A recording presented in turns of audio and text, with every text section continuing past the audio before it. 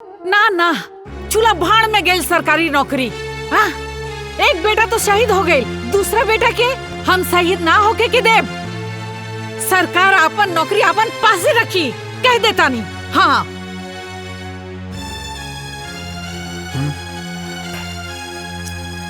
देखा बेटा, बात ऐसन बा कि विजय के शहीद होखे के बाद भारत सरकार ओकरा जगह पे तोहके नौकरी देले बा।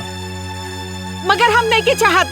हाँ, विजय शहीद हो गई, ओकर नौकरी अजय के मिलल। अगर अजय शहीद हो जाई तो हम क्या करब? बोली। अजय के माई, तोहरा दूगो बेटा बा, तब इतना सोच रहल बाड़ू। हाँ, अजय करी पूरा दुनिया माई बा, वो का सोचत हुई है? बोला, कहीं तहरा के भगवान 10 गो बेटा देले रहतन नु तो खुद हम भेज देती न अपने भारत माता के रक्षा करे खातिर। बुझाइल? बात करा ताड़ू। माई बैठा। अरे बैठ। ए माई, बाबूजी ठीक कहा तारे। हमार मतलब है तू ठीक बोला तारो। तू केकर माई हवे बोल? बोले के पड़ी, केकर माई है? तब बताओ ना केकर माई हवे। तोर माई है। आई धरती माई केकर माई हवे? हमरे नु ह। बाबूजी गलत कहाँ बोले? तोहरे रक्षा के जिम्मेदारी केकर है बाबूजी? तोहर। धरती माई के रक्षा के जिम्मेदारी केकर है? अरे तोहरे नु बा। माई, मरब जी अब सब विधना के हाथ में है। और दुश्मन के लगे ऐसा कोनो गोली ना कि तेरा बेटा के सीना के पार कर जाओ। बिल्कुल। हाँ बिल्कुल ठीक। सोच मत, मार के आए, मर के ना आए। का बाबू? हाँ बिल्कुल ठीक। अब भूख लागल है, खाना देना। दे दा। देता नहीं। चलना।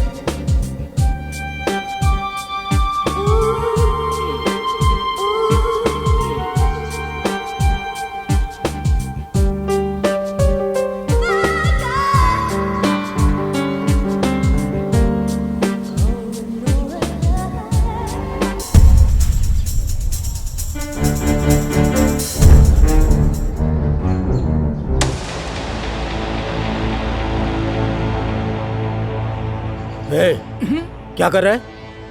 कुछ नहीं भाई। चल चल चल निकल।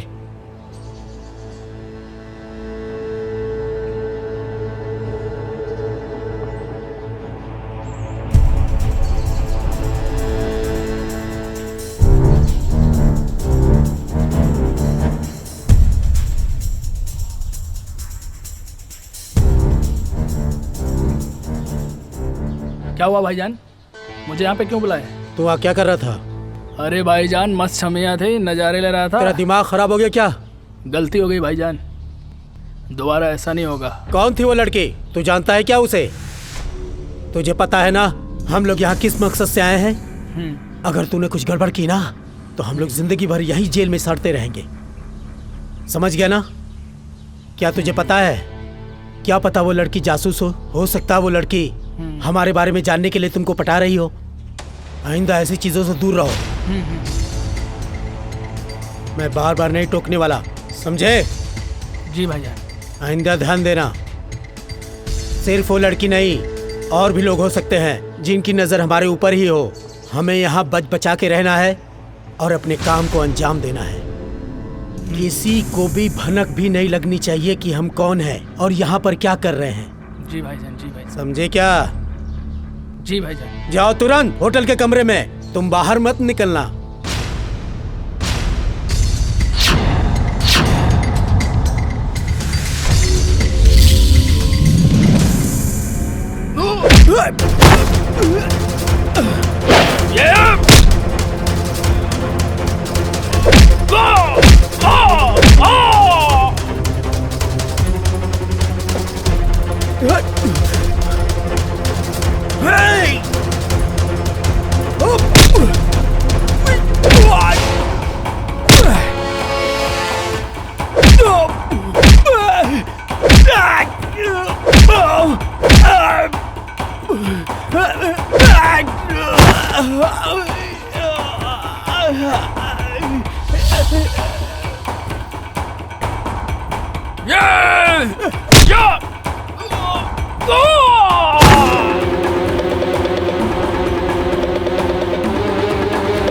अबे भाग ये मार देगी जान से।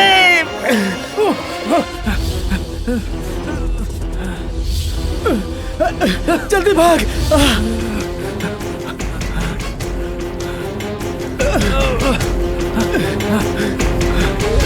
जल्दी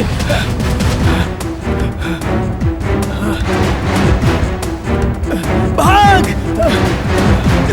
जल्दी भाग।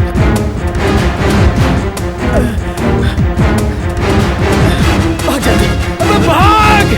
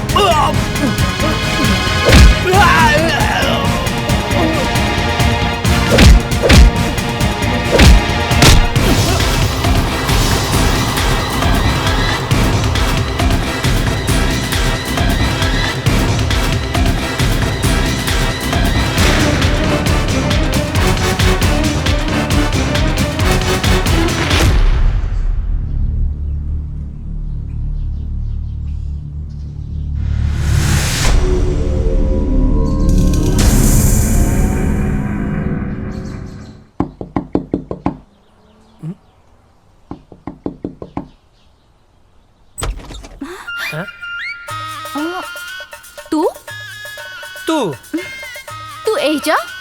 तू एजा? अरे लेकिन ये तो वर्मा चाचा के घर है ना? हाँ उन्हीं के घर है, वो हमार बाबूजी हमें। अच्छा ठीक बा।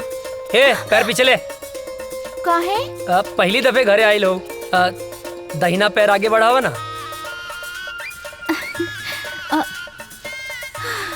लेकिन अभी तक तो मिसेज अजय नहीं बनल। तब बन जाना मना के कैले सा। हम तक कब से तैयार हैं। हमरा के इतना सस्ता में पटावल आसान नहीं खे। तो दहेज दे के ले आए, बाकी लायम जरूर। यही घर में गांठ बांध ला। अरे अजय बेटा के बाबूजी ये आपसे ना मिले आयल बाड़ी। अरे तू एहिजा का खड़ा बाड़ा? अंदर आवा बेटा। अरे काजल बेटी प्रणाम चाचा जी। खुश रहा खुश रहा। अरे भीतर आवा। ना उ तो बाबूजी आपके घरे बोलौले रहले ना। अच्छा? तो बस टाइम पे आ जाई उहे बतावे खातिर आयल रहनी। हाँ ठीक बा, आ जाए भब। चल तनी प्रणाम। खुश रहा। अरे रुका बेटी। हाँ अरे बुड़बक्के बाड़े का? हाँ बाबूजी। का कहले? अरे ना बाबूजी। हाँ हाँ ठीक बा, जाओ काजल के घरे छोड़ के आवा जाओ। हाँ। चला। डरते तो हम अपने बाप से हैं। बाप ने परमिशन दे दिया तो क्या कहना। बैठा। चला। ये बच्चा मतीन कहाँ बैठल बाड़ू? जवान हो गई लू, जवान मतीन बैठा ना। ठीक से तो बैठल बानी। जवान हो गई लू, फीलिंग नहीं किया आवत का। ए तार ढेर ना होता का? लेके चले के बता, लेके चला ना तो हम जाता नहीं। ए देवता रिसिया मत यार। बैठा। हमार मतलब है कि ऐसे बैठा कि हमरो मजा आवे और गियर भी बदल जाए। ठीक बा चला। Thank you.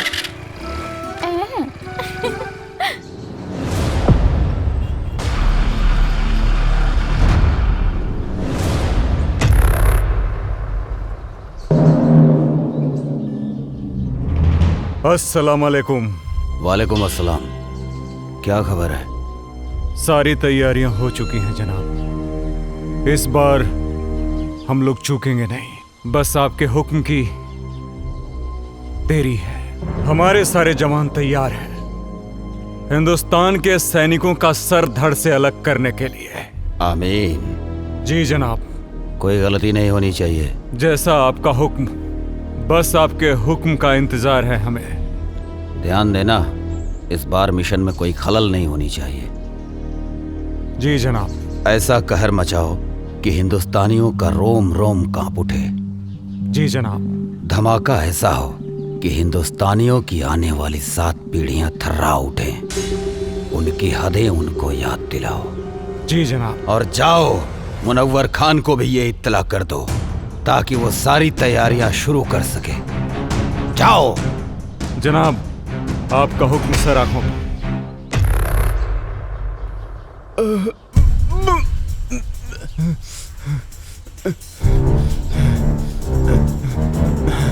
सलाम जनाब। इसको हमने इतना मारा लेकिन इसने फिर भी अपनी जुबान नहीं खोली। जनाब हम तब से इसे बहुत बेरहमी से मार रहे हैं लेकिन फिर भी ये कुछ बताने को तैयार नहीं है। अबे सुन पाकिस्तानी पिल्ले, मेरी उम्र से क्या अंदाजा लगा रहा है बे? हमारे देश के नौजवानों में इतनी गर्मी है कि तेरे जैसे पाकिस्तानी झेल नहीं पाएंगे। अब तो तेरी गर्मी निकालनी ही पड़ेगी मुझे। बहुत फड़फड़ा रहा है साले। सुन, मैं इसकी गर्दन काट रहा हूं और तू इसका वीडियो बना और हिंदुस्तान में भेज ताकि हिंदुस्तान में कोई भी मर्द पैदा होने से सैकड़ों बार सोचे। इस वक्त की सबसे बड़ी खबर, आतंकवादियों ने हिंदुस्तानी सैनिकों और उनके ठिकानों पे हमला करना शुरू कर दिया है। उन्होंने भारतीय सैनिक का सर कलम कर जय हिंद सर। जय हिंद सर, एक बैड न्यूज है। क्या है बैड न्यूज? सर, अभी भी इंटेलिजेंस से खबर मिली है कि आतंकियों ने हमारे ठिकानों पर हमला करना शुरू कर दिया है। अच्छा, तुम लोग थोड़े होशियार रहो। वहाँ पे हम अपने और सैनिकों को लगा देते हैं। उन देशद्रोहियों को उनकी औकात दिखा देते हैं। It's order. ओके सर।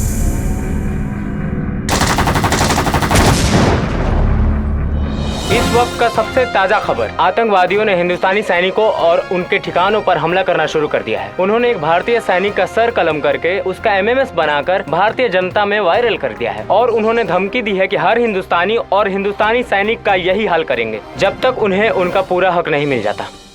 सेना प्रमुख ने आर्मी को पूरी तरह अलर्ट रहने का आदेश दिया है। इस हमले का जिम्मेदार आतंकी संगठन प्रमुख अजहर पठान माना जाता है। अजहर पठान आतंकियों का मुख्य कमांडर है। जी हाँ दोस्तों, ये वही अजहर पठान है जिसका आज तक किसी ने चेहरा नहीं देखा है। देश दुनिया की सारी ताकतों ने इसे पकड़ने का पूरा जोर लगा दिया है, लेकिन आज तक वो किसी के हाथ नहीं आया है। हाथ आने की बात तो दूर, किसी ने आज तक उसका चेहरा तक नहीं देखा है। सिर्फ लोगों में उसके नाम का खौफ है, अजहर पठान, अजहर पठान। अब देखते हैं हिंदुस्तानी सैनिक उनकी बुरी नजरों पर कैसे पानी फेरते हैं। आप बने रहिए हमारे साथ देश दुनिया की सारी खबरों के साथ।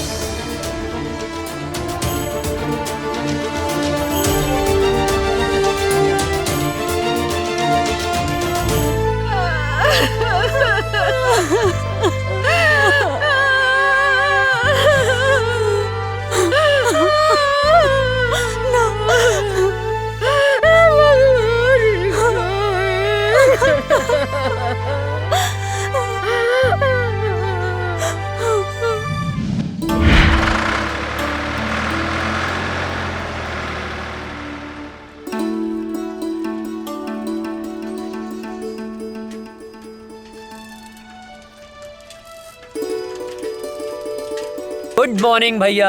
Good morning. ये साइकिल किस लिए? आप आगे आगे दौड़ेंगे, हम पीछे पीछे फॉलो करेंगे। अच्छा, ये साइकिल दीजिए तो। पर साइकिल का है। अरे दीजिए। दीजिए।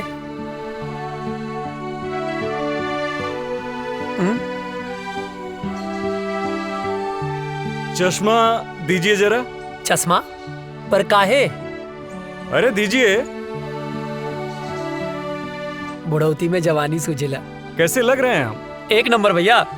अरे अरे बैठना नहीं है, फॉलो मी। ये भैया का ऑर्डर नहीं है, फौज का ऑर्डर है। भैया का ऑर्डर नहीं है, फौज का ऑर्डर है, बैठना नहीं है। अरे फौजी आप हैं, दौड़े हम का है। फॉलो मी, जल्दी करो वरना सजा डबल हो जाएगी। भैया गलत बात हो।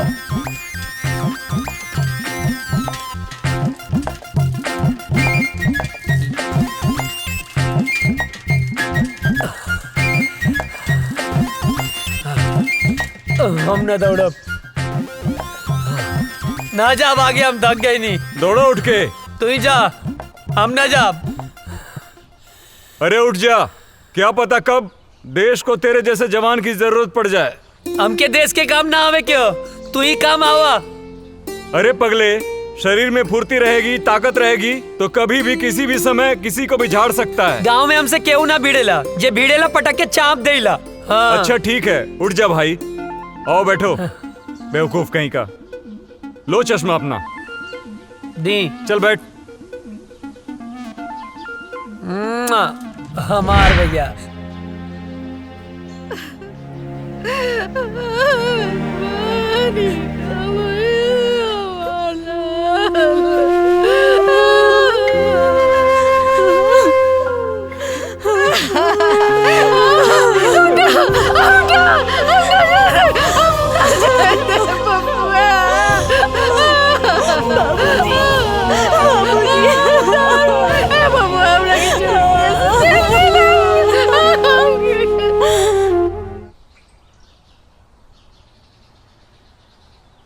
चाचा जी, ओ चाचा, का भेल चाचा, काहे रोवत बड़ा? पापा की याद आवत बा का? हमहू रोवत रहनी, लेकिन दादाजी मना कैलन। कहले हाँ कि पापा देश के दुश्मन से लड़े गए बाड़े। लेकिन चाचा गांव वाले कहले हाँ कि पापा लौट के कबो ना आई हैं। का ई बात सच है? ना मुन्ना, पापा जरूर आई हैं, जरूर आई हैं। चल बेटा।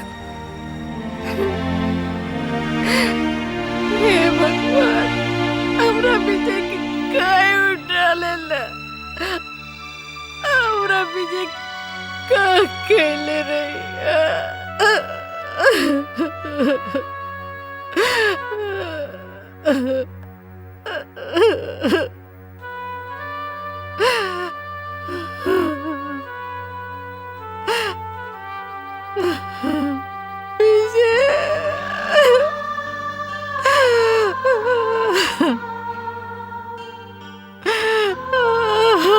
राम लगन की जड़ी टूट गई।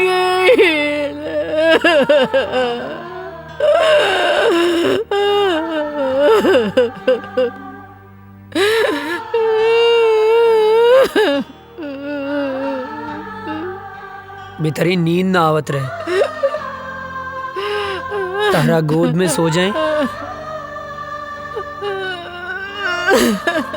ये सब का हो गेल बबुआ, ये सब का हो गेल।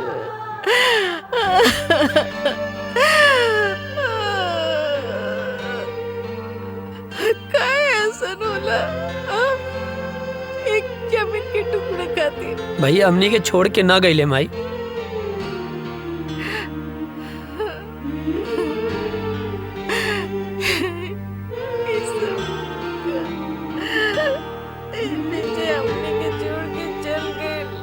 ना, ना माई, भैया हमनी के छोड़ के ना गईले, वो तो हमनी के दिल में बाड़े। हमरे तोहरे ये पूरा देश के जनता के दिल में बाड़े माई। शहीद के शहादत पर ना आंसू ना बहावल जाला, तू आंसू मत बहावा।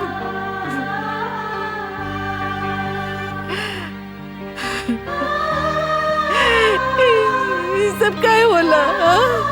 काय होला? जमीन के चंद टुकड़ों खातिर एक दूसरे को जान लेलस। काय पता ना, एक माई के कोकू कर देलस, अमर राम लगन की जोड़ी तोड़ देलस। पता ना माई, पता ना पड़ोसी मुल्क के हमनी के देश से कौन नाराजगी बा, पता ना। बबुआ तू हमरा के छोड़ के कहीं मत जाइए, हमरा के छोड़ के नहीं तो हम मर जाएंगे बबुआ। ना जाए माई, हमरा के छोड़ के ना जाए, मत जाइए। कहीं ना जाए, कहीं ना जाए भाई, कहीं ना जाए।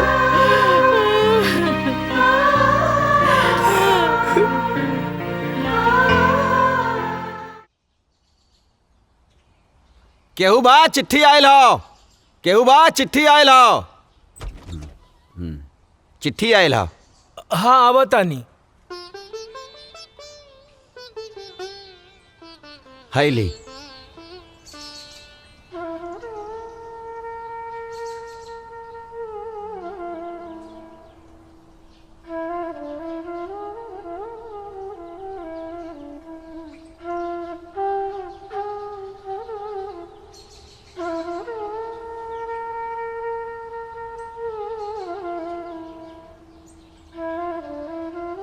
ना ना, चूल्हा भाड़ में गेल सरकारी नौकरी। हाँ? एक बेटा तो शहीद हो गई, दूसरा बेटा के हम शहीद ना होके के देब। सरकार अपन नौकरी अपन पास रखी, कह देता नहीं। हाँ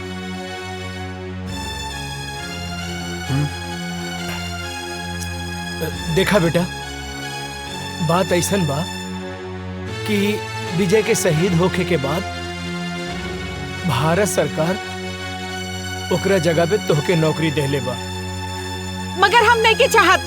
हाँ विजय शहीद हो गई, ओकर नौकरी अजय के मिलल। अगर अजय शहीद हो जाई तो हम का करब? बोली। अजय के माई, तोहरा दूगो बेटा बा तब इतना सोच रहल बाड़ू। हाँ अजय करी पूरा दुनिया माई बा, वो का सोचत हुई है? बोला कहीं तहरा के भगवान 10 गो बेटा देले रहतन नु तो खुद हम भेज देती अपने भारत माता के रक्षा करे खातिर। बुझाइल? बात करा ताड़ू। माई बैठा, अरे बैठ। ए माई, बाबूजी ठीक कहा तारे। हमार मतलब है तू ठीक बोला तारो। तू केकर माई हवे बोल? बोले के पड़ी केकर माई है? तब बताओ ना केकर माई हवे। तोर माई है। आई धरती माई केकर माई हवे? हमरे नु ह। बाबूजी गलत कहाँ बोले? तोहरे रक्षा के जिम्मेदारी के कर है बाबूजी? तोहर। धरती माई के रक्षा के जिम्मेदारी के कर है? अरे तोहरे नु बा। माई मरब जीव सब विधना के हाथ में है। और दुश्मन के लगे ऐसा कोनो गोली ना की तरह बेटा के सीना के पार कर जाओ। बिल्कुल। हाँ बिल्कुल ठीक। सोच मत, मार के आए मर के ना आए का बाबू। हाँ बिल्कुल ठीक। अब भूख लागल है, खाना देना। दे दा। देता नहीं। चलना।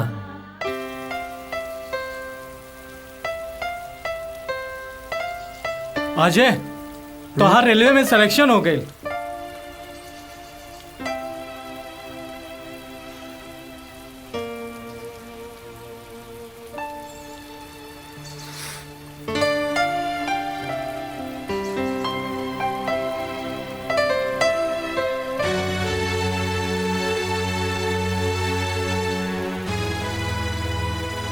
अब एकर कोनो मतलब ना, हम फौजी बनब। अरे ये तो बहुत अच्छा फैसला कैला। हाँ। लेकिन अजय, तू इतना उदास काहे हुआ?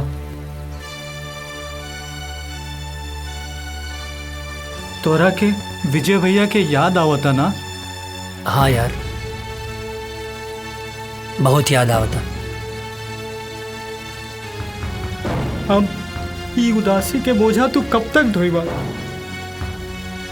देखा, जौन होके रहल तौन तो हो गए। शायद भगवान के यह मंजूर रहल।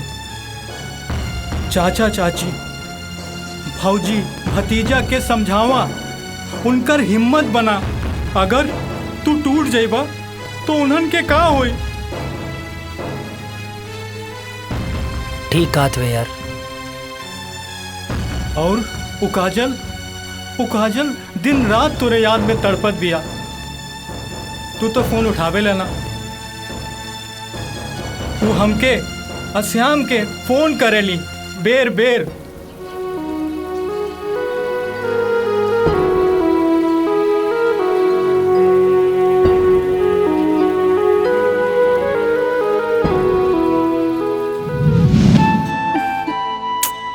पता ना कहाँ रह गई ले। आवे दे बतावा तनी।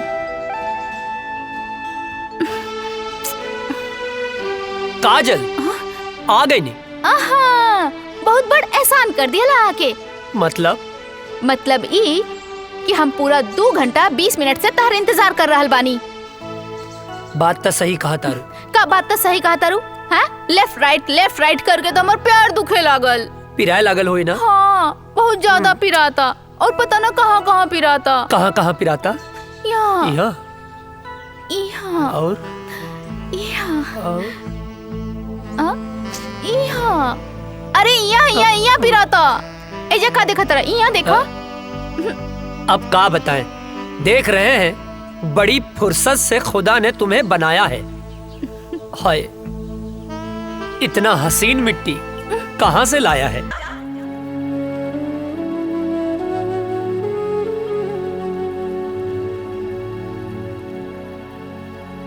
अजय,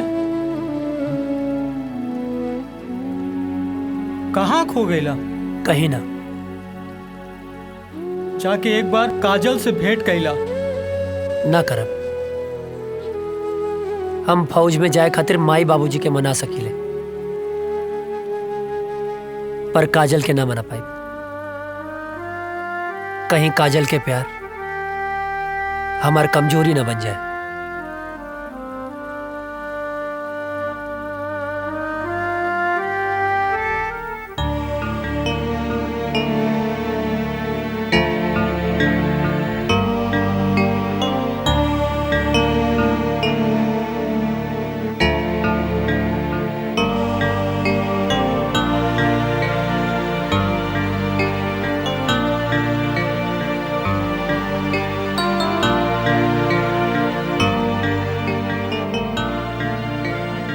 बउआ, एक बार विचार कर ला। हम माई है ना? हाँ, हम अपन मन के ना समझा पाता नहीं। विजय के सदमा तो हम बर्दाश्त कर लेनी, लेकिन तो के कुछ हो जाए तो हम ना बर्दाश्त कर सकते। तोहके तक खुश होके के चाहिए माई। हमके देश के सेवा करे के मौका मिलल बा। अब ऐसे ताक के ना हमके ब्लैकमेल मत करा। खुशी खुशी भेज ना यार।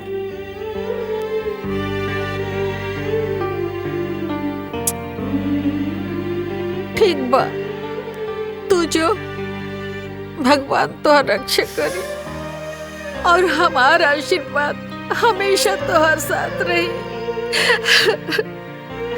तोरा रक्षा करी, तोहर ढाल बन के खड़ा हो जाए। माई माई हमके कुछ ना होए। तो के कुछ हो जाए तो मर जाए। अरे हमके कुछ ना होई बाबा, यकीन करा। और जैसे तू माई बाड़ू वैसे धरती माई भी तो माई बाड़ी ना। हाँ अब एकदम कुछ ना होई माई, हमके कुछ ना होई। चला चला आवा हम बताई थे।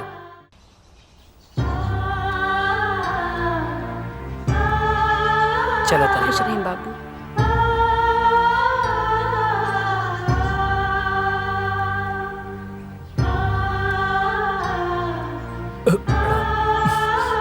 खुश रहा बेटवा और भारत माता के सेवा करा।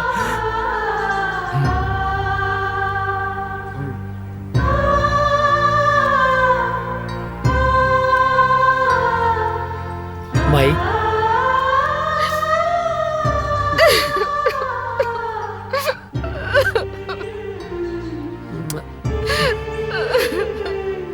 चला था।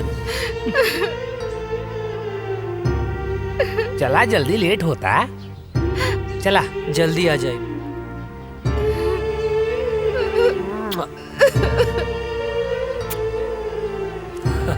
चला श्याम चला। चाचू जय हिंद। जय हिंद।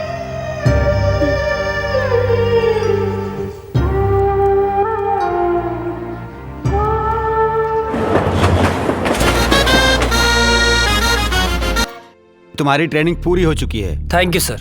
और तुम्हारी पोस्टिंग भी वहीं की जा रही है जहां तुम्हारे भाई शहीद विजय वर्मा पोस्ट थे और आखिरी बार आतंकियों से लोहा लेते हुए शहीद हुए। अब तुम्हें देश की रक्षा के साथ साथ अपने भाई का भी बदला लेना है। Thank you sir, it's my pleasure सर।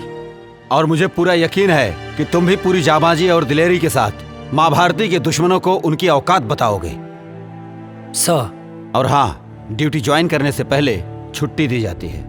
जाओ अपनी फैमिली के साथ एंजॉय करो। Thank you sir, thank you so much सर। सर जय हिंद। प्रणाम बाबूजी। खुश रहा का हाल बा बेटा? बाबूजी ट्रेनिंग पूरा हो गई तो बहुत बढ़िया बात। और खुशी के बात ही बा कि कुछ दिन खातिर हम घरे आवता नहीं। अरे ये तो बहुत ही खुशी के बात बा। माई कहाँ बाड़ी? कहीं गई बाड़ी। बाबूजी बोला ना। ना रह दा, आके बताएं। ठीक। जी बाबूजी प्रणाम। खुश रहा। अरे विजय के माई, विजय के माई। हाँ जी। अरे जल्दी एक लोटा पानी लेके आवा, बहुत बड़ खुशखबरी बा। रानी जी। जल्दी आवा, जल्दी आवा।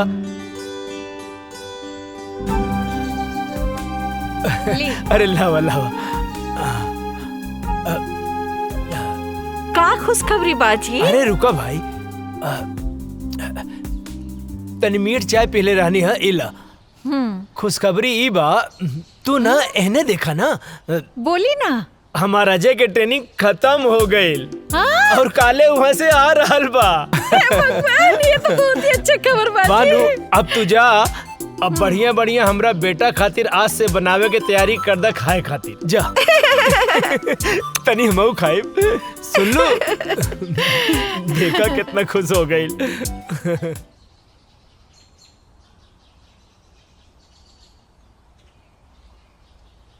माई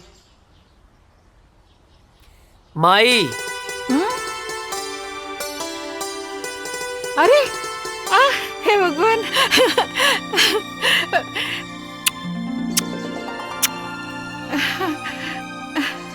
अरे अरे ये का एकदम एकदम सुखा कैसे गेल बड़ा? हाँ? वहाँ कोनो प्रॉब्लम रहेगा? हाँ माई, बहुत बड़ प्रॉब्लम रहे। कहा? जॉन पराठवा तू हमरा खातिर भेजत रहलू ना, वो हमार दुष्ट सूबेदार रस्तवे में खा लेत रहे। हट बदमाश। अरे हमार शेर बेटा आ गइल, वाह। अरे अजय के माई, खुश रहा खुश रहा। हाँ बेटा हमार शेर आ गइल। अजय के माई। हाँ जी। चीता के जाने लू? वो का होला? वो होला सबसे दूबर। हाँ? बाकी एक बात सुन ला, सबसे आगे उहे रहेला, जैसे कि हमार बेटा। चाचा हमारा खातिर कर ले लह। तोहरे लिए। श्याम, हाँ दे। इला। अरे भाई हम पाकिस्तानी ना ही, सब पाकिस्तानी लोग का का दाय करिए कर हा। पप्पी। अभी ना इधर। एहर भी। हाय शाबाश। इले। इतना सा? तहु तो इतना सा बाड़े। जब बड़ हो जाइबे ऐसन वर्दी पा जाई, त तोहरो के बड़गन मिल जाई। का बाबूजी? एकदम बिल्कुल ठीक। जा खेला। जब बना गाँव के शेर तू। और बाबूजी आप ठीक बानी ना? हाँ। अरे यार, राजा दशरथ और कौशल्या माता और राम की मिलाप हो गई है, तब तो चल के कुछ काम काज कर लिहल जाओ भाई साहब। ई का बगत रहे छोटन? हाँ? चाचा कुछ काम है ना, जो यार अजय का अरे काम? आँख काहे मारत अरे रहा? चाची कुछ जरूरी। पर आज कौन काम है? हाँ मैं इधर आता नहीं, हमारा कैसा मालूम बा कि तू इधर आता रहा, तोरा कैसा मालूम बा? हाँ हाँ, मत सही। ढेर बोला मत। हाँ, हम कहते हैं गलत चला है, चला गलत है। चला। रुक जा। अरे भाई चला। ड्रेस अरे चेंज, ड्रेस चेंज तो कर अरे लेते। आवा ना। अरे चाचा जी अरे रे रे जो पता ना कौन काम रहे रे? कौन काम?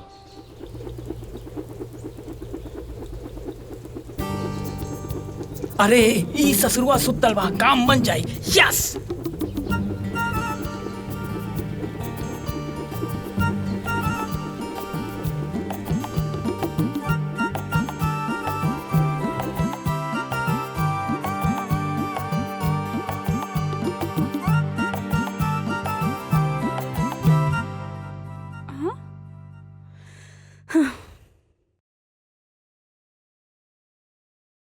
हे भगवान, कितना अच्छा सा झाड़ू लगावत हनी, फिर भी पता नहीं कहाँ से कागज आ जाता। हवा भी तो ना चलता।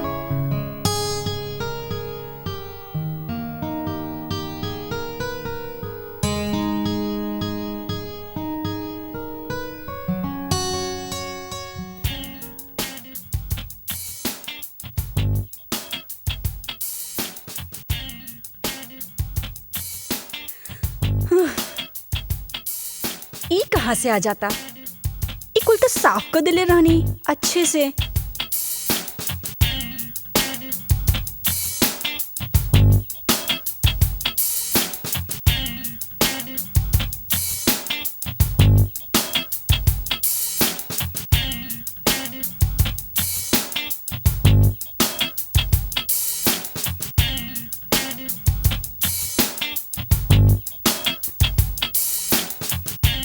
अरे रे, हम बानी हम।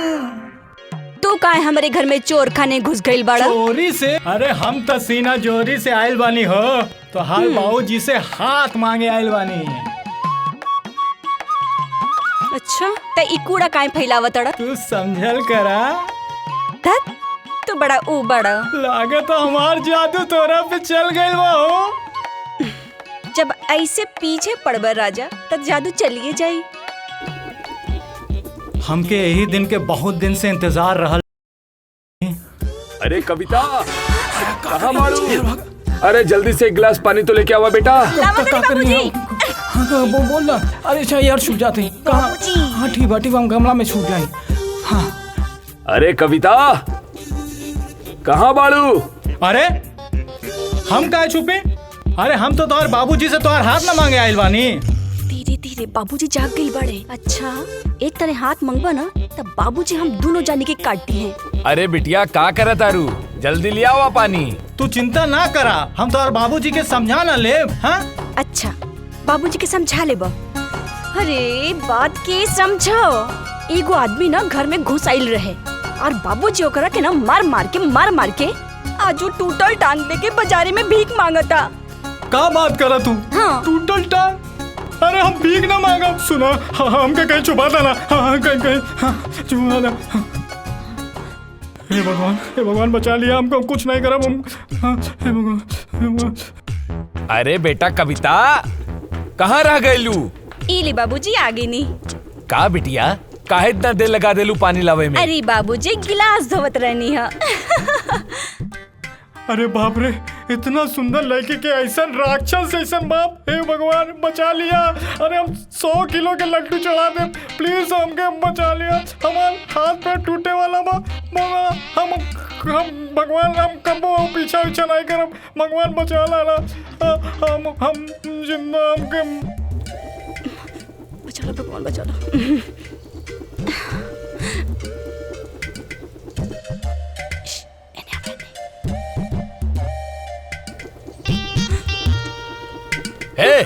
क्या हरे रुक, अरे कहाँ तानी रुक जो, अरे कहाँ भागा था, रुक, अरे कहाँ तानी रुक जो, अरे के बड़ा,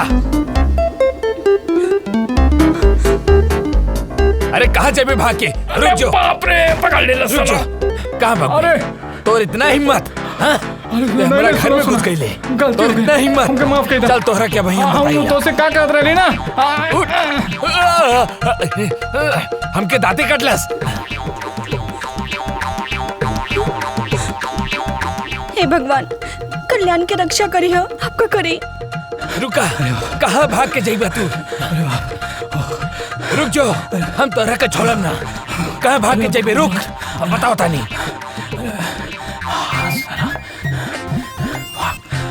भाग भाग जल्दी भाग।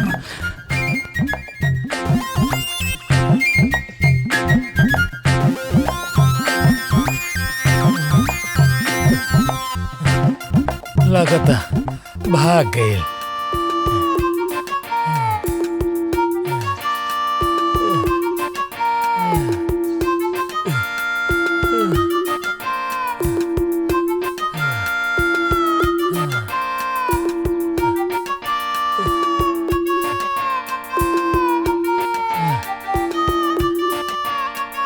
लगता भाग गए।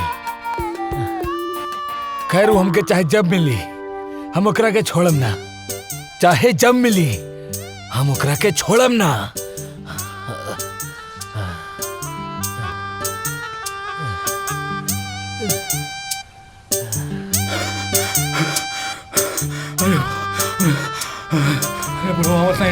अरे अरे रुक बे, कहाँ थे बे तुम? तुम्हारे चक्कर में हम सारा गांव घूम लिए बे। अरे राम कहानी बाद में बताए, पहले घर चलो। पहले बताओ कहाँ थे बे, नहीं तो चढ़ा देंगे। अरे यार चला ना यार। चवन्नी मुस्की। अरे यार चल ना यार। इन्हें से काहे निकले बे? तो यार चल बे यार यहाँ से, चल। आया मतलब बच गई नहीं, जय हो भगवान। आज छोड़ दिए बे, आगे नहीं छोड़ेंगे। पसीना छुड़ा। ओ गोरे गलिया वाली से, तिरछी अखियां वाली से, नैना चार हो गइल, का बताई तो से यरवा रे। मार खाने से बच गए बेटा आज तुम, वरना लाज जूता मुंह का हाथ सब पड़ जाता।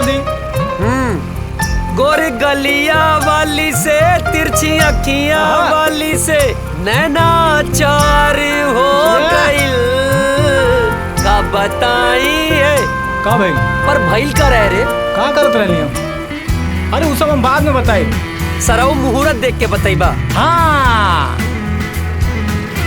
अरे बट ये सब तो बतिया अच्छा नहीं लगेला। पलिया से बचाएंगे बस। का बताई तो से यरवा रे, हमारा प्यार हो गए। तो बताओ ना, मारत काहे बाड़े? चुप कर, खाना खाइबे? हाँ। ए माई, दू जगह खाना लेके आओ, हमरे साथे बुक्कड़ भी आइल बा। कल्याण? हाँ। फेमस हो गई ले बे। अच्छा। हाँ, हाथ धो ले।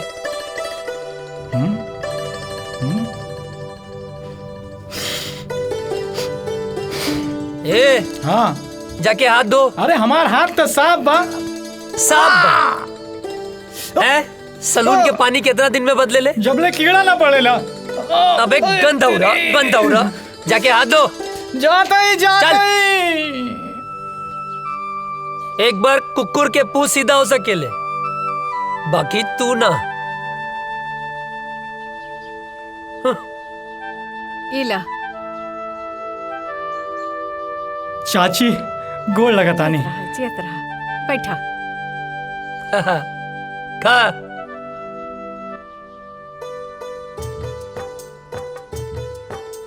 ए चाची, हम तो ठीक बानी, बाकी हमार बड़की भौजी कहाँ बानी? माई के गेल बाड़ी। हाँ, यही से तो खाना हमके पकावे के पड़ा था। तनी अजय के समझावा, हाँ जल्दी से ब्याह कर ले। हमरो के हाथ पटावे वाली चाहिए ना। वो नैहर गईली, छुटकी बहू आ जाई त हमार साथे हाथ पटाई ना। हाँ और नहीं तो का। और वैसे भी बुढ़ापा में काम कहाँ पावेला। ढेर ना होता। नहीं। बहाव के रोक, गति के धीमा कर। हाँ। ओकरा के काहे धमकावा ताड़े? हाँ हम सब बुझी ले। अरे हमार माई यार ड्यूटी और ब्यूटी, नौकरी मिलते ही ब्याह कर ले। नौकरी मिलते ब्याह कर ले। हर चीज के एगो टाइम होला। अरे तो हम कवन बुढ़ाता नहीं। हाँ कहाँ बुढ़ा था मैं? आई चुप कर। माँ आज ये तोर बाबूजी से हम बात करत नहीं, तोर ब्याह खातिर। माई चुप। खाना खो, हम पानी लेके आवता नहीं। सब तोरे वजह से भइल बा। अरे बढ़िया तो बा। अरे फौजी बनने से पहले भौजी मिल जाए। अरे सराउ जिंदगी गर्द मत करा। अरे तब प्यार से बोलना। बहाव के रोक, गति के धीमा कर।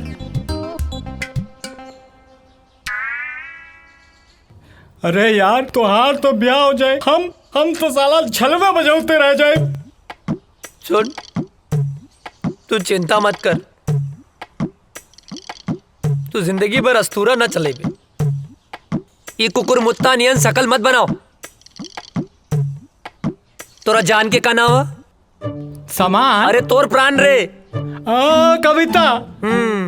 अगर हमार कविता के और पढ़ लेलस ना तो हम जान दे दे। तोर जान इतना सस्ता हो? कविता के अब तो से बियाह हम कराई। हमू देखा तानी के बीच में आवता। नफरत और जंग में सब जायज होला। सब नहीं, जायज होला। खाना खा।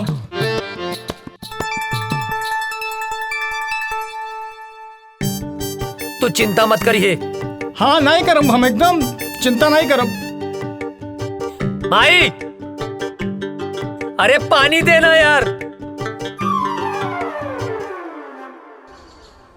सुना बिटिया, हाँ बाबूजी। हम जाता नहीं कुछ काम से। हाँ थोड़ा ध्यान रखिए। हाँ ठीक बा बाबूजी।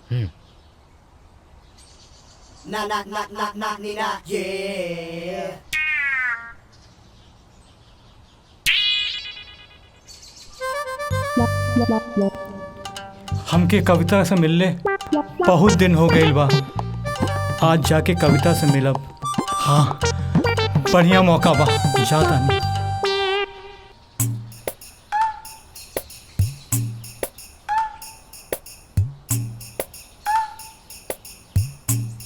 तू इतना दिन बाद? कविता ये बात सही बा, हम तोहार बाबूजी से डराइला, लेकिन इहो बात सच बा कि हम तोहरे बिना जी ना सकेंगे। आज हम एगो फैसला कर ले बानी कि हम जियब चाहे मरब, लेकिन ब्याह तोहरे संगे करब। कल्याण, तू हमरा से इतना प्यार करेला? हाँ, अपने जान से भी ज्यादा।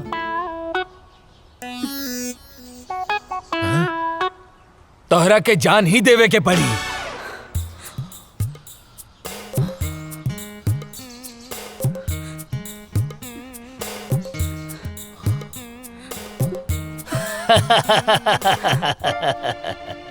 प्यार भी करेला और डर भी लगेला।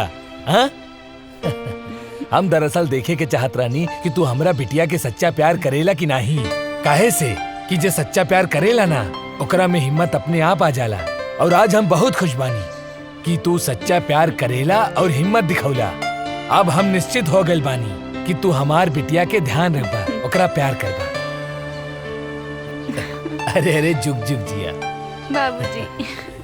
तेरी अखा का यो काजल कर देता है मैनू घायल।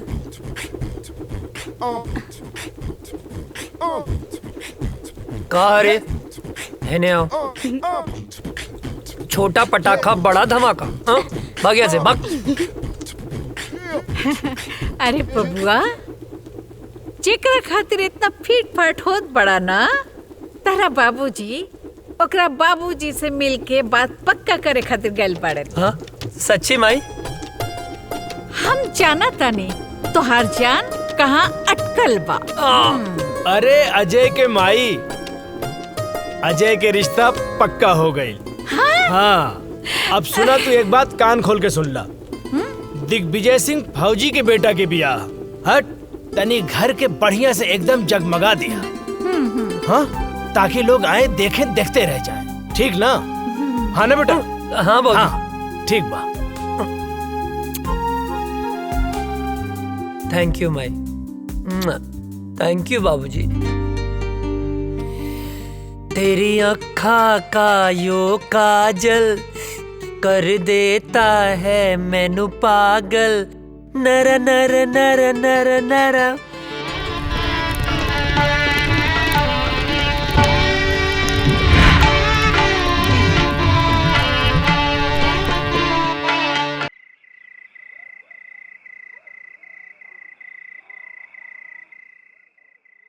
अजय, अजय। ए काजल, का भइल? काहे रोवत तारू? तारा के लेवे खातिर कुछ जवान लोग आइल बाड़े। वो काहे बदे? वो लोग कहता रे कि ऊपर से ऑर्डर बा, तारा के जाए के पड़ी। ए पगली, एहर देखा। अरे तय में इतना रोवे के कौन बात बा? ऑर्डरे नु आइल ह। हम फौजी हैं। जब जब ऑर्डर आई हमके देश के रक्षा खातिर जाए के पड़ी। आई तो हमार फर्ज है। तो हम का है? का हमरा खातिर तार कोनो फर्ज नहीं खे? देखा काजल, देश से अपन तुलना मत करा। एक जवान के लिए पहला फर्ज होकर यह रहेला कि वो पहले अपने देश की रक्षा करे। तू हमार प्राण हो। तुहार हर सांस हमरे सांस में बसेला। एहर देखा, हमार ताकत बना, कमजोरी मत बना। बनबू ना? हंसा। जाके हमार वर्दी ले आवा।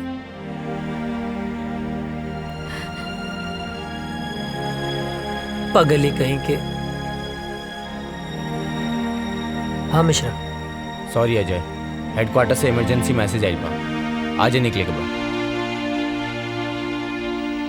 ठीक है। का ठीक बा? हाँ, का ठीक बा? आज ही तोर ब्याह भइल और आज ही ले जाए खातिर आ गेले, हम ना जाए देब। माई बात के समझल कर, इमरजेंसी मैसेज है। ना ना, हम ऐसा ना होके देब। अरे हमरा कटला से भी ना कटी। हाँ? बाबूजी समझावा माई के, आज हिंदुस्तान के तरह बेटा के जरूरत बा। समझाई ना बाबूजी? का समझाई? अजय के माई, जेकर बेटा फौज में होला ओकर माई बाप के करेजा पे पत्थर रखे के पड़ेला। हंस के विदा करा बेटा के, हंस के घर वापस आई। समझल कर माई, हम फौजी हैं। हर बात पे रोल धोल ठीक ना होला। चला विशाल। अजय,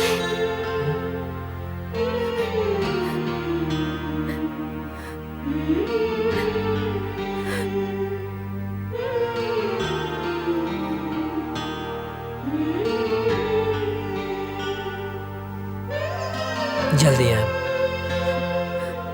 अपन ख्याल रखिए। तू माई रोवा मत, माई बाबूजी के ख्याल रखिए।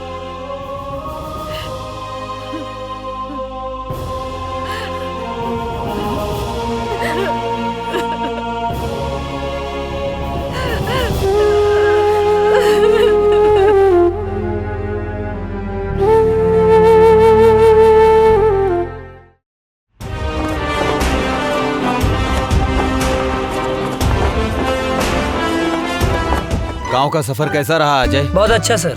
माँ और बाबूजी सब ठीक हैं? एकदम बढ़िया सर। चलो ठीक है, साइन करो और आज से ड्यूटी ज्वाइन सर।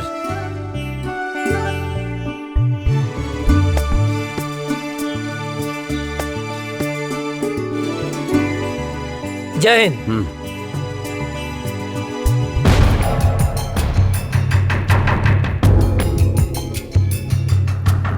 डाउन। सर, अचानक इमरजेंसी मीटिंग बुलाने का मकसद?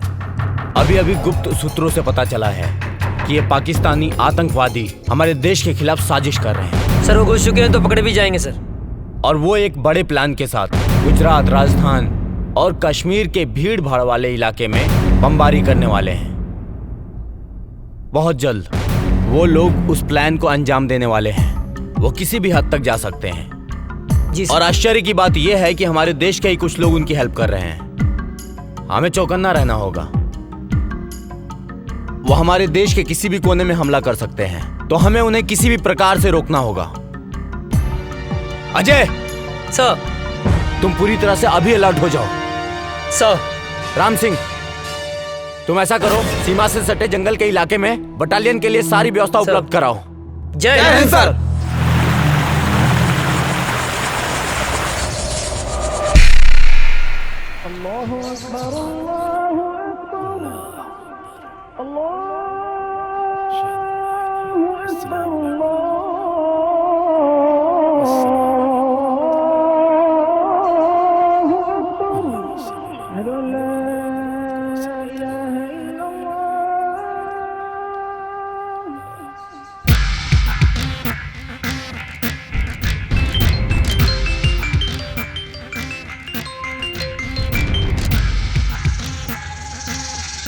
जी बॉस, हुक्म कीजिए। धारा 370 खत्म होने से हमारे सिपाहियों के इरादे कमजोर तो नहीं हो रहे हैं? नहीं बॉस, हमारे इरादे तो और भी पुख्ता हो गए हैं। वाह। कश्मीर हमारा था, हमारा है, हमारा ही रहेगा। इंशाअल्लाह। इंशाअल्लाह। आगाज तो उन्होंने किया था, खत्म हम करेंगे। बहुत खूब, आमीन।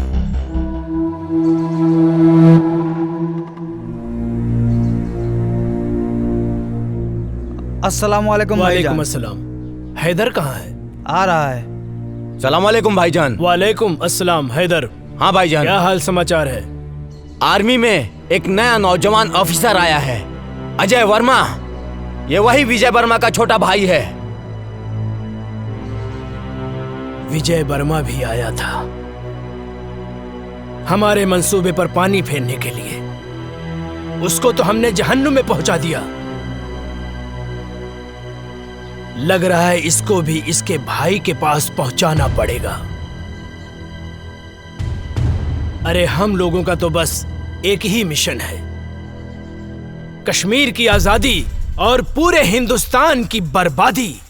और इन हिंदुस्तानियों को हमारी ताकत का एहसास होना चाहिए। कश्मीर पाकिस्तान का पाक हिस्सा था जो हमसे धोखे से छीन लिया। हमारे शरीर में खून नहीं, बारूद है, बारूद। जो हमसे टकराएगा उसके चीथड़े चीथड़े उड़ जाएंगे।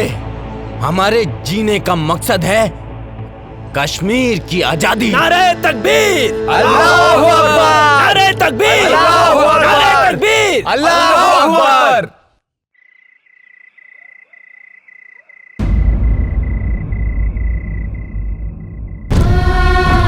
हे भगवान, हमारा सुहाग जहाँ भी होगे सही सलामत होगे।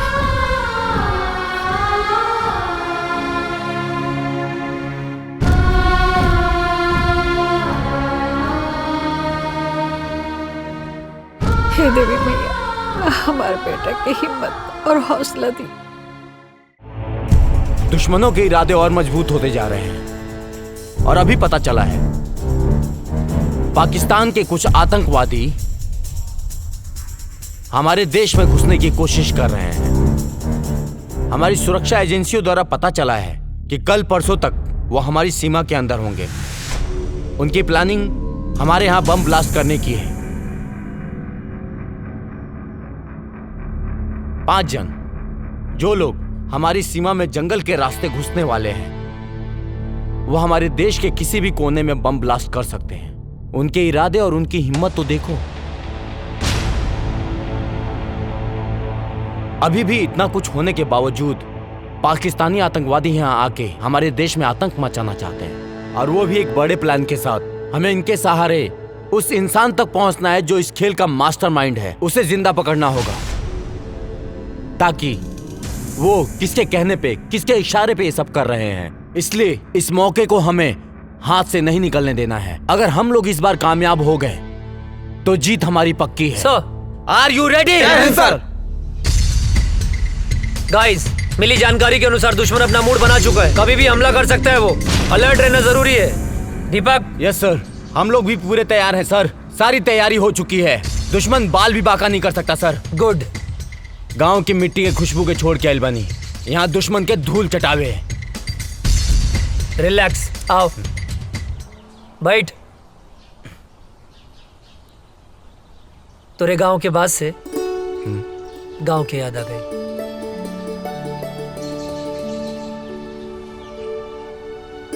भाभी के फोटो का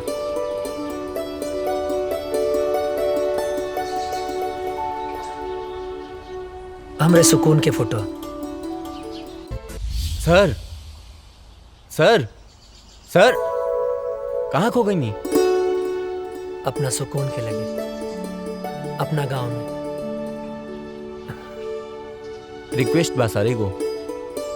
का बोला? हमके गाँव में जाए के बा सर। अच्छा ना? लइका भइल बा सर। ओह, बधाई हो। थैंक यू सर। सर, बड़े साहब से कह के थोड़ा छुट्टी दिलवा दी ना। छुट्टी मिल जाए तो की छुट्टी। खुश? मुनव्वर, अब बॉर्डर क्रॉस करने का वक्त आ गया है। हिंदुस्तान की सीमा में घुसने के बाद के सारे इंतजाम हो चुके हैं। बस तुम्हें बॉर्डर क्रॉस करते वक्त सावधानी बरतनी होगी। चारों तरफ हिंदुस्तानी सैनिक गश्त करते रहेंगे। बहुत संभल कर चलना होगा। हिंदुस्तान में हमारे लोग तुम्हारा इंतजार कर रहे हैं। बस तुम्हारे वहां पहुंचने की देरी है। मुझे तुम पर पूरा भरोसा है। तुम वहां पहुंचने के बाद अपने काम को अंजाम जरूर दोगे। इस बार हम काफिरों को सबक सिखा कर रहेंगे। खुदा हाफिज।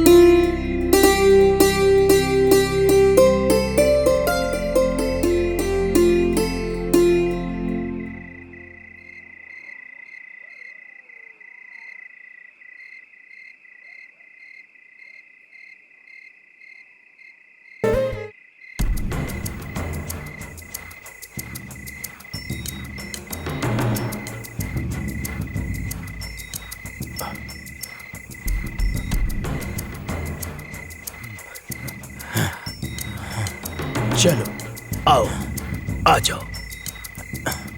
यहाँ से 5 किलोमीटर दूर हमारे लिए गाड़ी खड़ी है। यहाँ से वहाँ तक जाना है और कुछ दिन हिंदुस्तान में रुकना है। हम अपने मिशन को कामयाब बनाएंगे, समझे? आओ जी।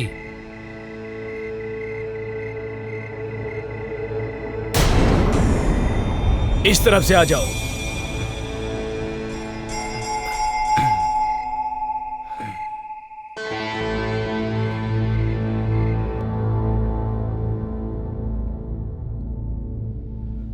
रुक जाओ।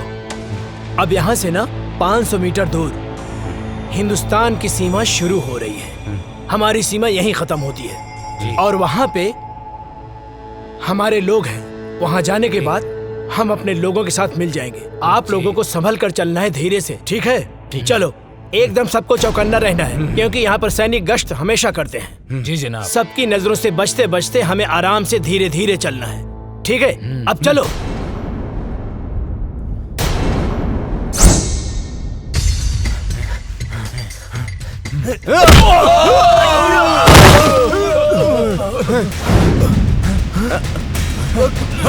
कहाँ गया? किधर गया? किधर गया? कौन है? कहाँ गया? किधर गया? चलो। जी जनाब।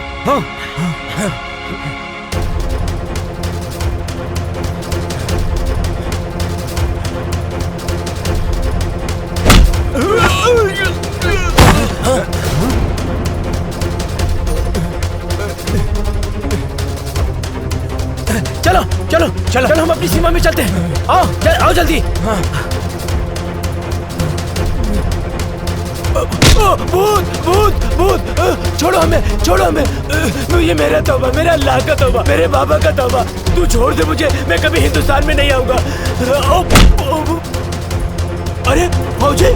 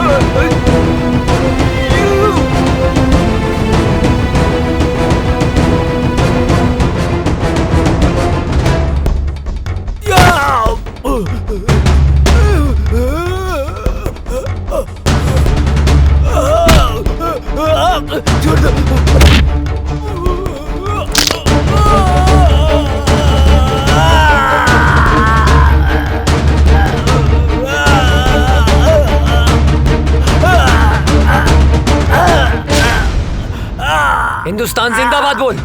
जिंदाबाद।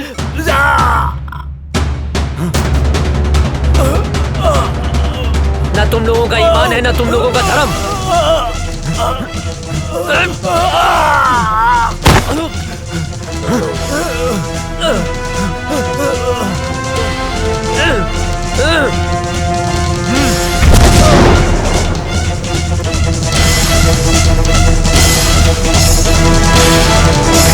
अभी अभी खबर सामने आई है कि आतंकवादियों और हिंदुस्तानी सैनिकों का आमना सामना हुआ है, जिसकी वजह से कुख्यात आतंकवादी मुनव्वर खान हिंदुस्तान की गिरफ्त में आ चुका है। जी दोस्तों, हिंदुस्तानी सैनिक पहले से अलर्ट थी और जैसे ही कुख्यात आतंकवादी मुनव्वर खान हिंदुस्तान के सीमा में प्रवेश किया, वैसे ही बहादुर सैनिक अजय वर्मा ने अपनी जान की बाजी लगाकर उनका मुकाबला किया, जिस वजह से खूंखार आतंकवादी मुनव्वर खान पकड़ा गया। दुख की बात यह है कि उस मुठभेड़ के बाद से ही अजय वर्मा का पता नहीं चल पा रहा है।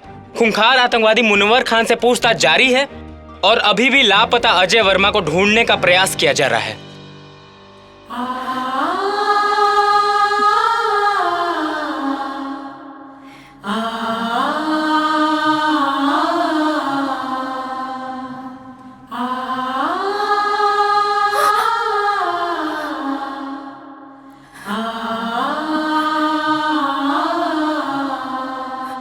हे भगवान, हम सुहाग की रक्षा करिए।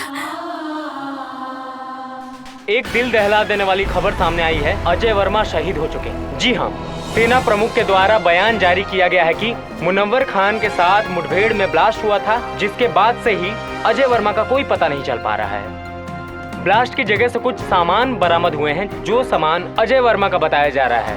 इसी से अनुमान लगाया जा रहा है कि अजय वर्मा शहीद हो चुके हैं। इससे पहले आतंकवादियों के द्वारा मुठभेड़ में अजय वर्मा के बड़े भाई भी शहीद हो चुके थे।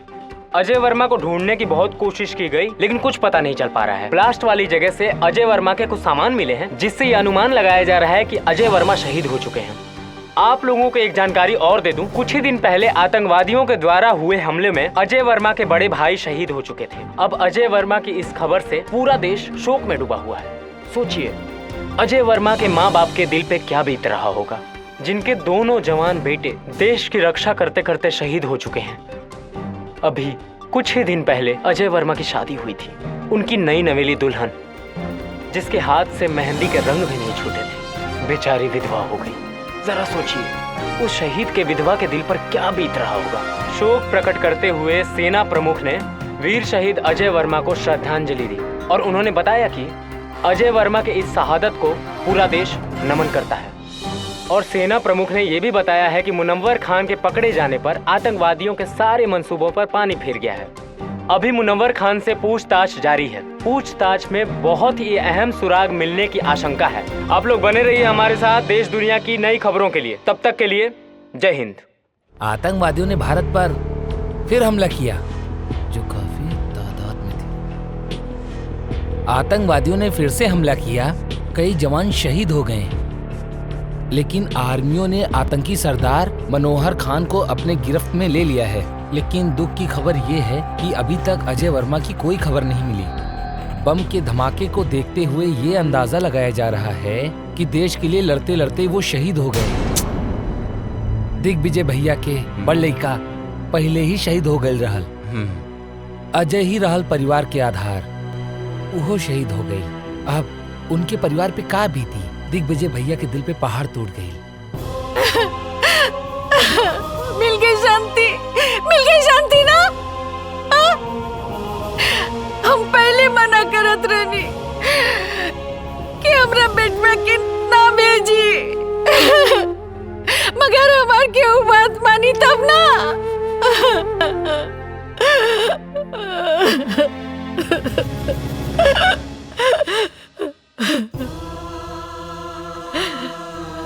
भाई, हमारे बेटा के लाश खेता दिखा दो। बाबूजी, विस्फोट इतना जोर से फैल रहा है ना, अजय के कुछ भी पता ना चलल।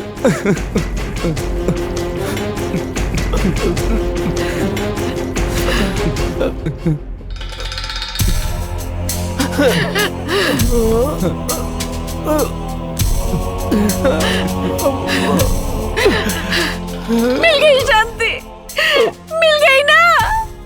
हमार वंश के आखिरी दिया बुझ गई। माई, का भइल? इतना काहे रोता रू? और ये फोटो पर माला? हाँ? बहू, हमार बेटा अजय देश के खातिर शहीद हो गए। ना बाबूजी, ना। ये का कहा तनी आप? हाँ? ऐसा नहीं क्यों हो सकत? हाँ? माई, देखा, तू रोआ मत। हाँ, अजय जिंदा हवन। तू काहे रोत बाड़ू? हाँ? अरे, तोहर माथा फिर गइल बा का? हाँ? अपन जिंदा बेटा के शोक मनावत तारू? हाँ? कहता नहीं कि जिंदा बाड़े? हाँ? देखा, हमारा अजय के धड़कन सिर्फ हम महसूस कर सकता नहीं। हाँ? हमरा के इनका धड़कन महसूस हो रहा बा। नहीं मान सकत अजय जिंदा हुवन। बहुत हिम्मत बता रहा मैं, लेकिन अब हमार दोस्त अजय जिंदा नहीं खन, शहीद हो गए बाड़े। शर्म नहीं आवत? हाँ? एगो फौजी होके एगो जिंदा फौजी के शहीद बोला तारा? शहीद हो गई? हाँ? ना, वो शहीद नहीं हो सकत। कोनो दुश्मन के बम या गोली में इतना ताकत नहीं खे कि हमार सुहाग के हमरा से छीन ले। हाँ? माई, देखा, तू रुआ मत। हाँ? देखा, तू शांत हो जाओ। हाँ अजय आई है, जिंदा हुए अजय, वो जिंदा हुए, जिंदा बड़े। हाँ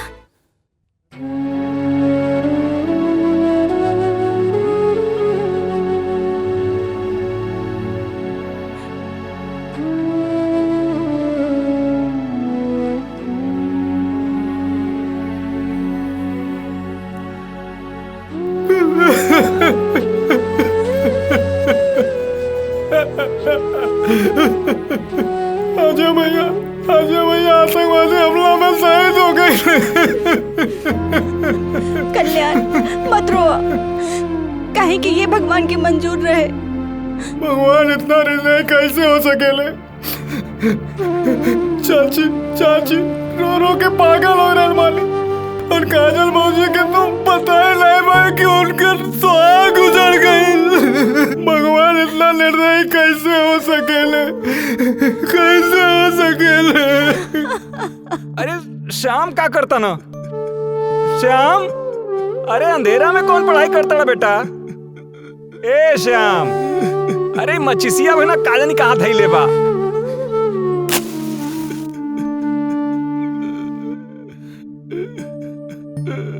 अरे इते रोता श्याम, का भइल बेटा? काहे रोता बेटा? का भइल? का भइल का? वो अजय बोलत रहे कि आतंकवादी हम तोहरा के ना छोड़ब, तो ओकरा के ना छोड़े के चाहत रहे ना, तो हमके काहे जोड़ के चल गइल? हम तो ओकर यार रहनी ना, गद्दार थोड़ो है जो हमके छोड़ के चल गए। बेटा तू ठीक कह रहा बाड़ा बेटा। बेटा मत रो बेटा, हम तुम्हारे साथ बानी बेटा, हम तुम्हारे साथ बानी बेटा, मत रो बेटा, चुप रह बेटा, शांत हो जा।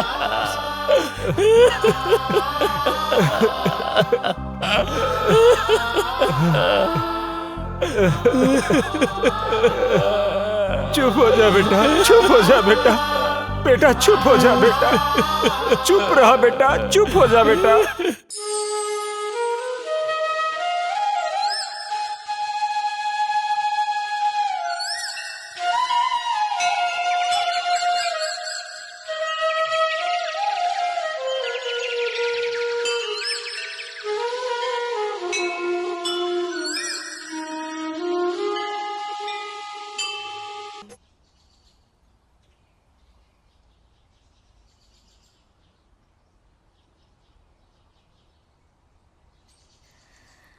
बहू,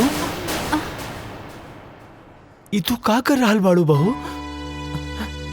अरे अजय अभी दुनिया में नहीं के, भगवान के उहे मर्जी रहे। अजय नईखन मरल बाबूजी, हमरा के पूरा विश्वास बा वो जहाँ भी हुई है, हमारी मांग के सिंदूर उनका के खींच के ले आई।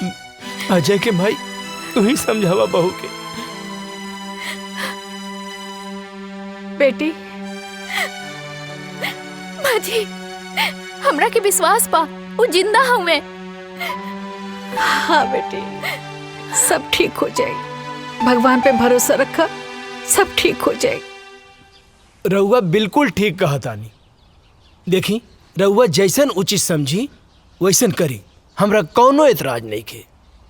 चला काजल। कहाँ? बिटिया अभी तहार उम्र ही का बा, ये पहाड़ जैसी जिंदगी कैसे कटबू तू? यही से हम फैसला कैले बानी कि हम तोहार दूसर बियाह करब।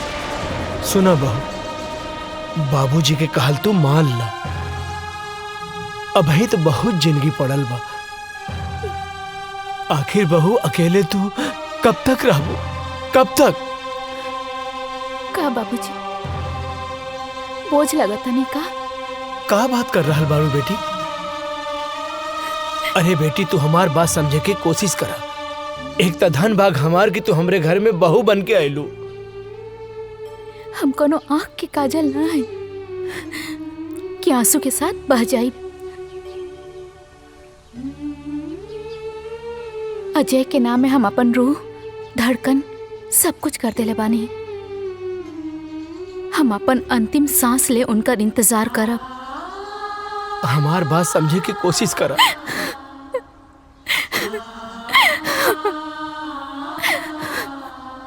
मुनव्वर खान, सच सच बता, बता कौन है तेरा बॉस और कहां कहां तुम लोग की प्लानिंग है ब्लास्ट करने की। तू ऐसे नहीं बताएगा, लगता है तुम्हें हिंदुस्तानी आर्मी का पावर दिखाना पड़ेगा। मुनव्वर खान, तू हिंदुस्तानी फौज के कब्जे में है। आज हिंदुस्तानी फौज तेरे साथ क्या सलूक करेगी तू सोच भी नहीं सकता है। बता सच सच, बोल तेरा बॉस कौन है? बोल बोल बोल।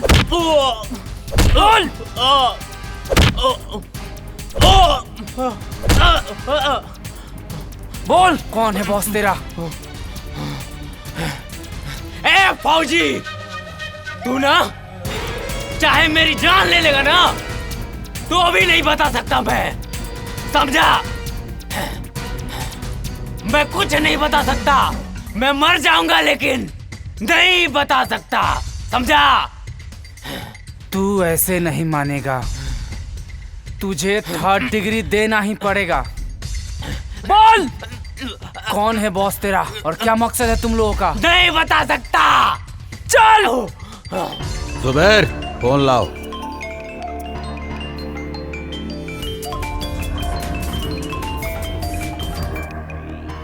अजहर।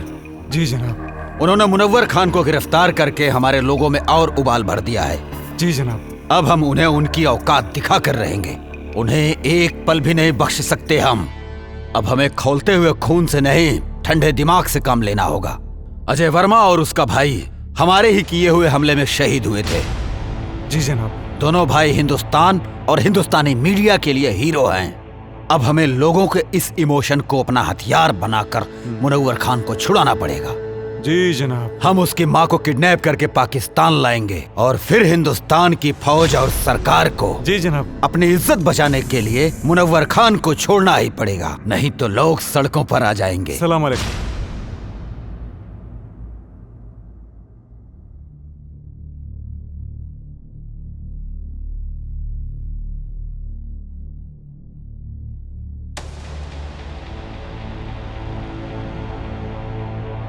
हे देवी मैया, हमार कलेजा के टुकड़े के काहे छीन ले लो। ओकरा बिना कैसे जिए, ओकरा बिना हम कैसे जिए तानी माई? हम मर जाए, अब हम मर जाए। हाँ, हमरा लाल के साथ का कहलू, ओकरा के कुछ कैसे हो गल मैया? तू तो पूरा संसार के माता बड़ो, तू तो जाने लू। ओकरा बिना काजल कैसे रही माई? हमरा परिवार के पुकार तो तू सुन सकेलू ना माई? हाँ, तू तो जाने लो, ओकरे बिना हम ना रह सकब। ओकरे के कुछ कैसे हो गए? हम मर जाए, हम मर जाए, हम ओकरे बिना ना रह सकब। हमार बच्चे के लौटा दी माई। तू तो माई बड़ू, हमो माई है, हमार दिल के टुकड़े के लौटा दी।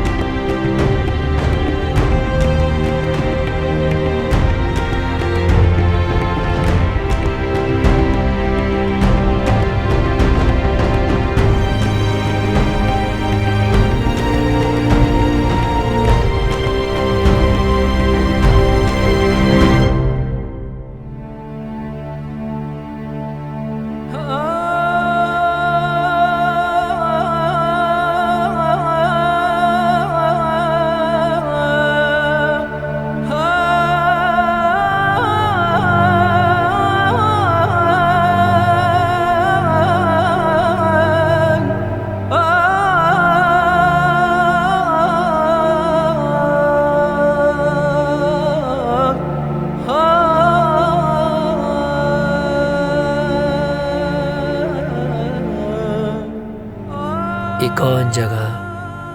पाकिस्तान है।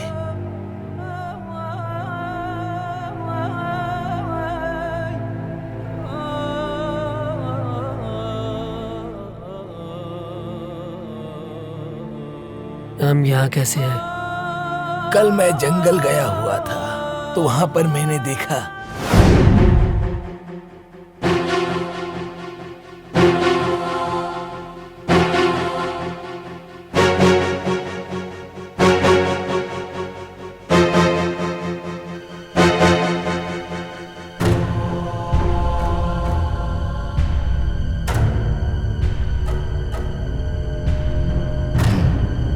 ये कौन है?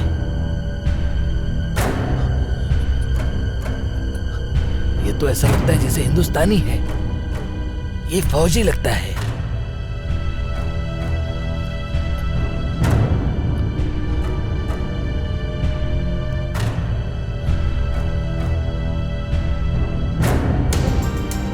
इसे हमें बचाना होगा।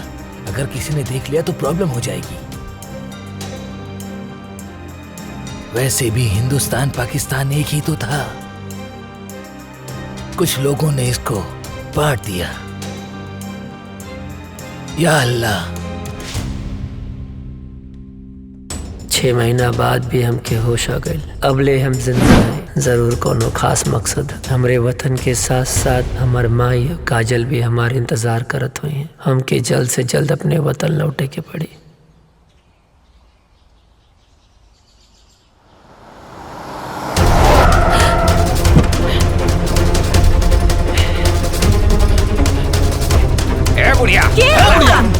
अरे हमारे कहीं चला था। अरे छोड़ा। हम का कहनी हमरा ले जाता रहा। अरे कहां है? चल गाड़ी में चल। अरे छोड़ा, हम बोला था छोड़ा। ठीक नहीं क्या होई? छोड़ दो हमरा के। अरे हम बोला था हमरा के छोड़ दो। चुपचाप बैठ। गाड़ी के करा। अरे छोड़ा हमरा के। हमरा क्या के हो? अरे बता रे बुढ़िया। छोड़ रे। चुप कर। बेहोश कर। अरे चुप कर।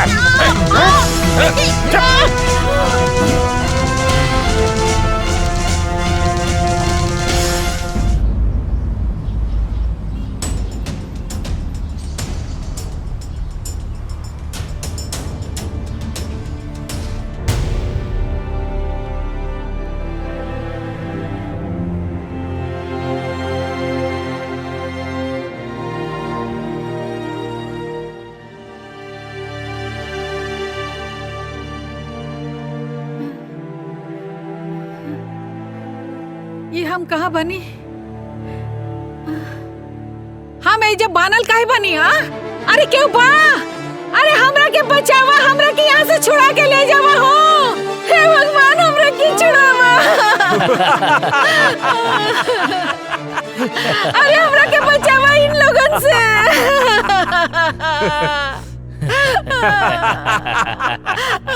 क्या रे क्या बड़ा तू लोग?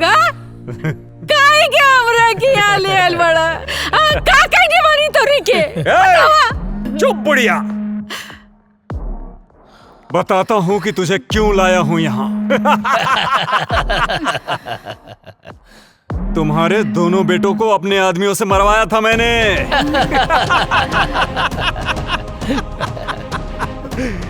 सुन, तुझे मैं किस लिए लाया हूँ वो मैं तुझे बताता हूँ।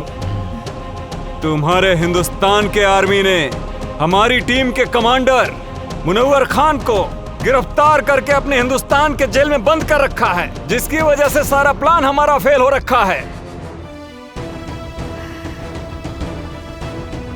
और उसे ही छुड़ाने के लिए हमने तुझे किडनैप करवाया है आज, क्योंकि तेरे परिवार से पूरे देश की भावना जुड़ी हुई है। ये बुढ़िया सुन, अगर 24 घंटे के अंदर अंदर मुनव्वर खान को हिंदुस्तान सरकार ने नहीं छोड़ा तो हम तुम्हारे साथ जो करेंगे ना, उसे देखकर सारे हिंदुस्तानियों की रूह कांप जाएगी। और अभी 24 घंटे होने में कुछ ही समय बाकी है।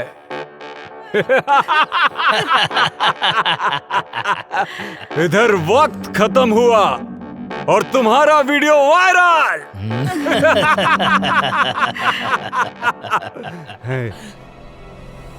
और उधर सरकार के खिलाफ जनता का विरोध।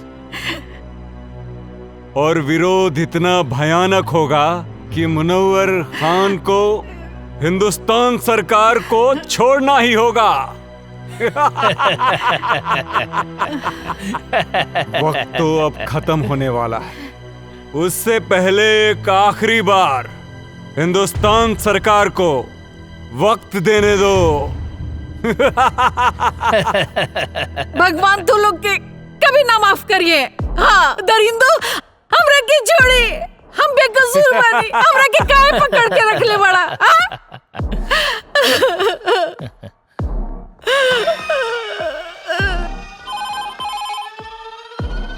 हेलो, कौन? कैप्टन, क्या हुआ? कब छोड़ रहे हो मुनव्वर खान को? वक्त का ख्याल करो। तुम्हारे पास अब सिर्फ 30 मिनट बचे हुए हैं। और सुन, अगर इन 30 मिनट में तूने हमें कोई सूचना नहीं दी तो तू सोच भी नहीं सकता है कि अजय वर्मा की मां के साथ क्या क्या हो सकता है। बकवास बंद करो। क्या सबूत है कि शहीद अजय वर्मा की मां तुम्हारे कब्जे में है? ले सुन, हमरी खातिर कोनो समझौता मत करिए। और हाँ, मैं आखिरी बार बता रहा हूँ, वो वीडियो तेरे हिंदुस्तान की पूरी मीडिया में वायरल कर दूंगा मैं। ठीक है, हमें गृह मंत्री जी से बात करनी होगी। मत छोड़िए मुनव्वर खान के। चुप बुढ़िया, बहुत चपड़ चपड़ करती है। जय हिंद सर। सर, आतंकियों ने मुनव्वर खान को छुड़ाने के लिए शहीद अजय वर्मा की मां को किडनैप कर लिया है। जल्दी एक्शन लेना पड़ेगा सर। जब तक मैं न कहूं कोई कदम मत उठाना। ओके सर।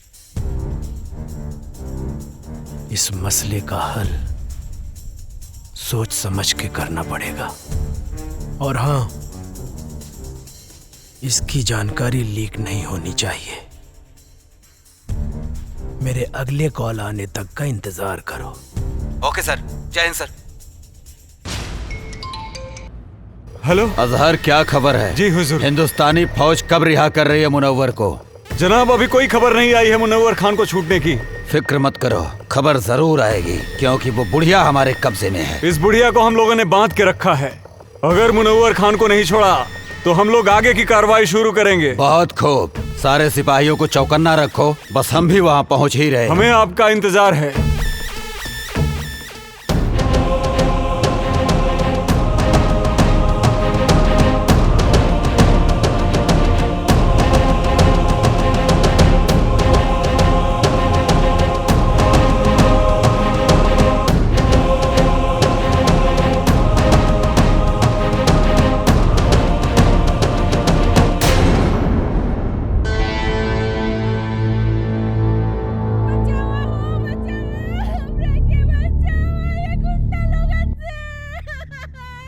ये तो कोनो लड़की की आवाज लागत बा।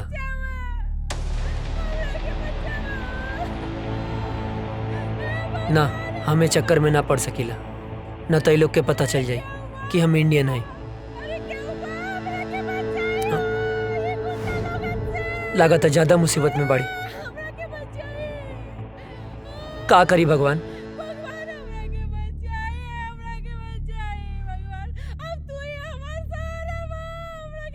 केहू के भी बहन बेटी हो सकेले, ओकर रक्षा करब हमार फर्ज है, हमार फर्ज है। हमरा मदद करी, हमरा के बचाए। इतना माई बाड़ी, हमरा के बांध के रखल बा, हमरा के बचाए।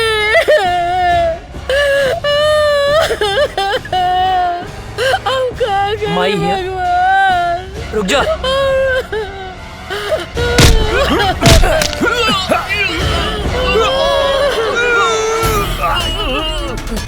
अजय! अजय! बाबा जिंदा बना! हे भगवान! लाडली!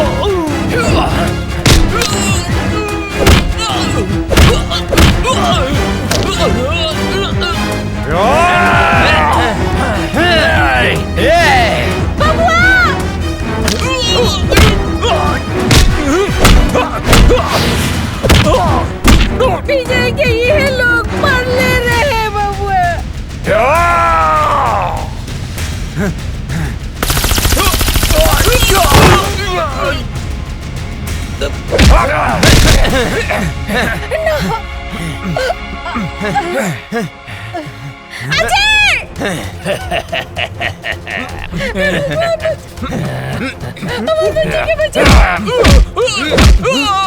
छोड़िए, हम एक फौजी के माई हाई। मार बेटा, इन्हीं के छोड़िए मत।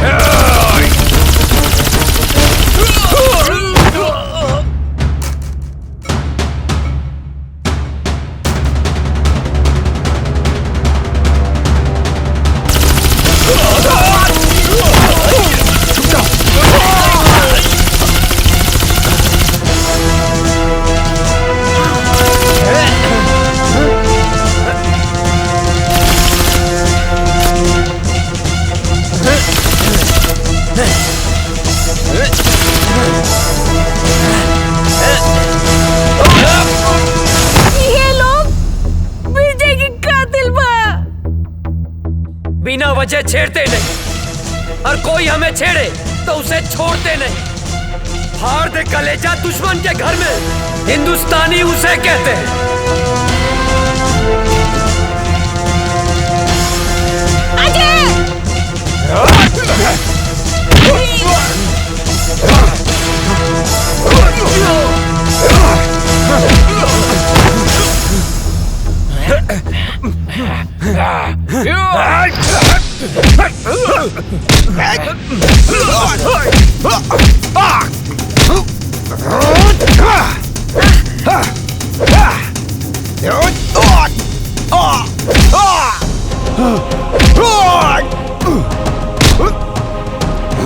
जब हम तुम्हें नहीं छेड़ते तो तुम क्यों छेड़ते हो? कश्मीर क्यों नहीं छोड़ते? कश्मीर हमारा है। तुम एक मुनव्वर मारोगे तो 100 मुनव्वर पैदा होंगे। तुम एक मुनव्वर मारोगे तो लाख पैदा होंगे। लाख!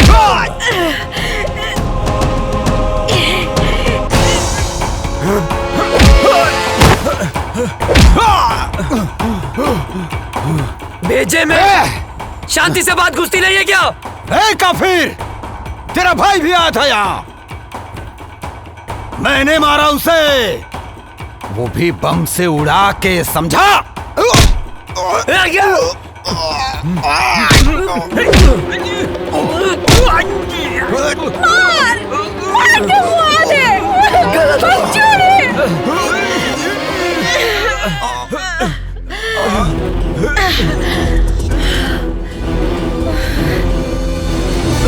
तुझे क्या लगा मेरे भाई को मार के सांस बंद कर दूंगा तेरी, जान ले लूंगा तेरी, तेरे इसी पाकिस्तान में मार डालूंगा तुझे। हिंदुस्तानी हूँ मैं, अजय! हिंदुस्तानी हूँ मैं। हिंदुस्तानी अजय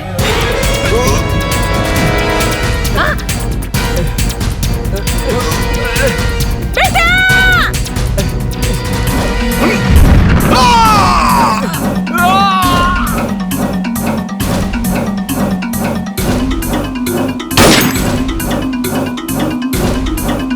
माई ए माई माई ए माई ए माई उठना, देखना तोर बेटा आ गया माई।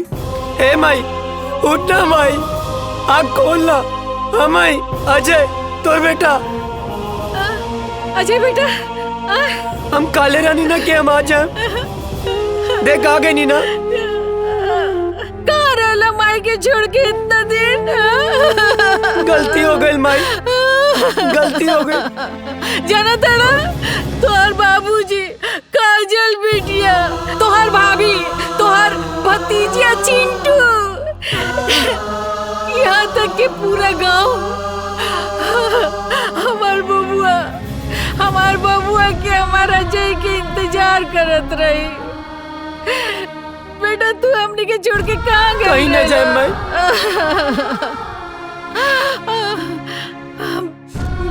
चला चला घर चला। हाँ माई।